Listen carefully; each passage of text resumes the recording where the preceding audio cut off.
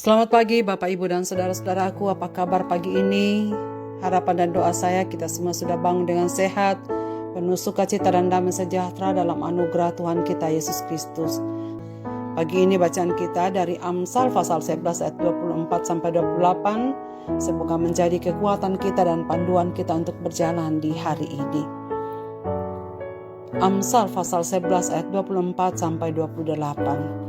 Ada yang menyebar harta tetapi bertambah kaya, ada yang menghemat secara luar biasa namun selalu berkekurangan. Siapa banyak memberi berkat diberi kelimpahan, siapa memberi minum ia sendiri akan diberi minum. Siapa yang menahan gandum, ia dikutuki orang, tetapi berkat turun di atas kepala orang yang menjual gandum. Siapa mengejar kebaikan berusaha untuk dikenan orang, tetapi siapa mengejar kejahatan akan ditimpa kejahatan. Siapa mempercayakan diri kepada kekayaannya akan jatuh, tetapi orang benar akan tumbuh seperti daun muda. Murah hati pangkal kaya. Ayat ini paradoks. Ada orang yang suka memberi tetapi bertambah kaya, ada yang suka menghemat tapi bertambah miskin. Memberi tapi semakin kaya, menghemat tetapi selalu kekurangan. Berdasarkan peribahasa hemat pangkal kaya, orang akan melakukan tindakan ekonomis dan penghematan yang luar biasa untuk menjadi kaya. Namun peribahasa ini tidak berlaku bagi penulis Amsal yang menegaskan bahwa justru pangkal kaya adalah murah hati, bukannya berhemat. Ini bukan teori tapi fakta yang terjadi dalam masyarakat. Hal ini pun bertentangan dengan konsep ekonomi dunia. Sebab konsep ekonomi dunia menganut sistem mempertahankan sebanyak mungkin. Tetapi Tuhan justru memberkati mereka yang memberi harta, waktu dan energi bagi keutuhan orang banyak. Ketika kita memberi, Tuhan memberi kita lebih banyak sehingga kita bisa memberi lebih banyak. Jadi memberi akan membantu kita memiliki perspektif yang benar tentang harta milik kita, bahwa kita hanyalah pengelola dan bukan pemilik harta kita. Dengan memberi maka kita akan bebas dari perbudakan harta benda. Dengan memberi akan memberikan kita sukacita. Orang yang memiliki sukacita dalam hidupnya akan lebih produktif dalam bekerja ataupun berusaha. Orang yang memberi akan semakin dikenal baik reputasinya, sehingga tentu saja pekerjaannya akan semakin lancar. Nama baik sangat penting dalam pekerjaan dan usaha. Dan tentu saja ini akan membuat orang yang murah hatinya semakin maju dalam pekerjaan dan usahanya.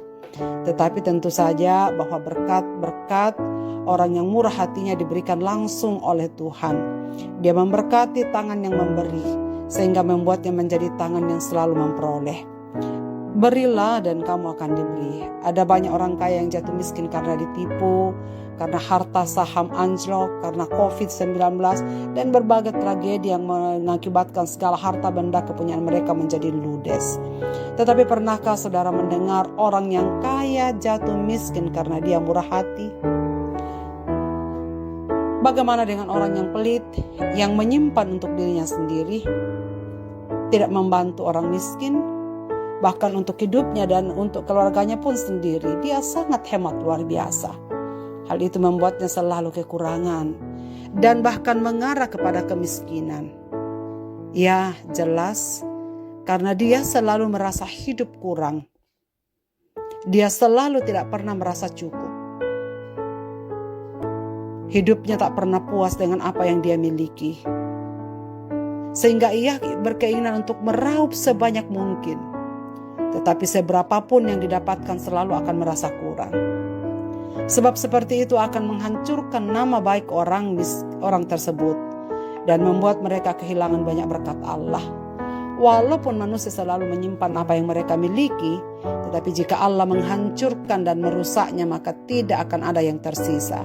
Demikian kitab Hagai ayat 1, pasal 1 ayat 6 dan 9. Allah berjanji bahwa orang yang banyak memberi akan menerima kembali daripada yang diberinya. Tuhan memberkati orang yang baik hati dan murah hati.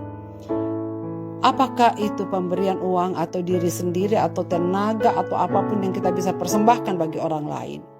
Dan prinsip perjanjian baru mengajarkan bahwa kita adalah pengawas karunia-karunia Allah yang harus memakainya demi kepentingannya dan demi orang yang membutuhkan pertolongan. Jadi saudara-saudaraku, perspektif kita mengapa kita harus memberi adalah karena Tuhan yang memberi. Dan apa yang ada pada kita bukan milik kita tetapi milik Allah.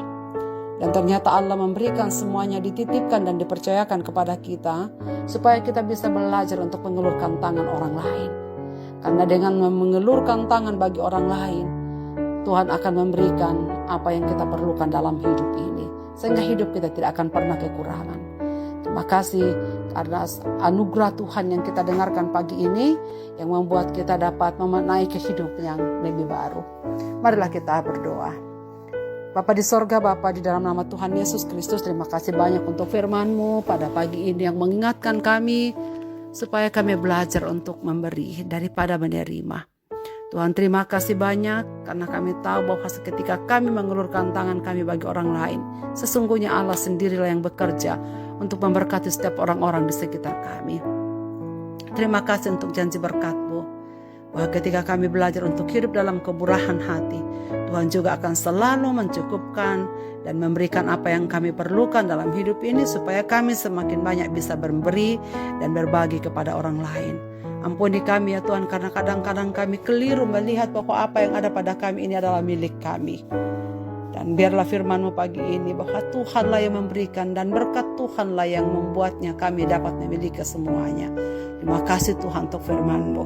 Dan kiranya Roh Kudus terus menerus mengingatkan kami agar kami semakin belajar untuk bisa memberi apa yang kami bisa untuk pekerjaan Tuhan, untuk kemuliaan Tuhan, dan untuk memberkati orang-orang di sekitar kami. Terima kasih ya Bapa, kami serahkan hidup kami sepanjang hari ini dalam tangan-Mu.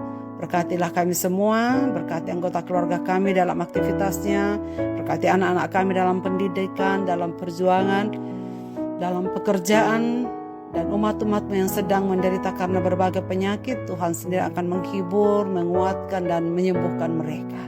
Tuhan akan menolong mereka yang menderita berbagai-bagai pencobaan hidup. Tuhan, tolonglah mereka supaya mereka bisa kuat menjalani kehidupan mereka di dalam anugerah dan penyerahan sesungguhnya kepada-Mu ya Tuhan. Terima kasih banyak atas firman-Mu pagi ini. Lalu kami serahkan diri dalam tangan-Mu untuk beraktivitas. Dalam Kristus Tuhan kami berdoa. Amin. Selamat beraktivitas Bapak, Ibu, dan saudara-saudaraku. Tuhan Yesus memberkati kita sekalian.